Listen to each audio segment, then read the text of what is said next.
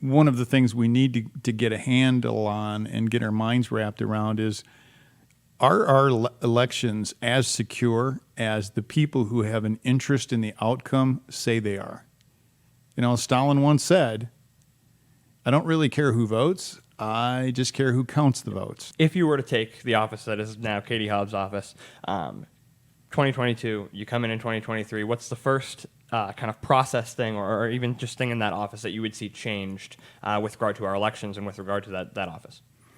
Well, I think there's a number of things. One of those is a program that would introduce ballot fraud countermeasures.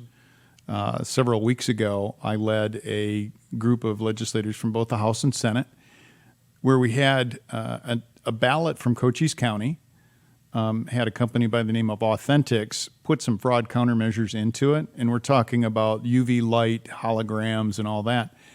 And they were wowed.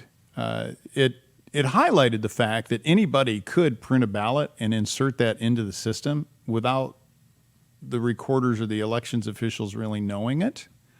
So what this does is it creates a chain of custody that we currently don't have. We would know with certainty every single ballot because the paper itself would be serialized. It has built into it some pretty nifty fraud countermeasures that you see with black light. So you would know whether or not somebody had created a group of ballots and inserted them into the system that were not legitimate. There are a number of allegations that happened. We won't know until the Senate has finished its audit work. They're undergoing a forensic audit. We expect the work product of that audit to be available within about 60 days. I think that's what President Karen Fann has said out of the Senate. But one of the things we need to get a handle on and get our minds wrapped around is, are our elections as secure as the people who have an interest in the outcome say they are? You know, Stalin once said, I don't really care who votes, I just care who counts the votes. So I'm concerned that is a hole that we have. I think that's a big piece of how we might address that. And according to Authentics, we're looking at about 20 to 25 cents per ballot.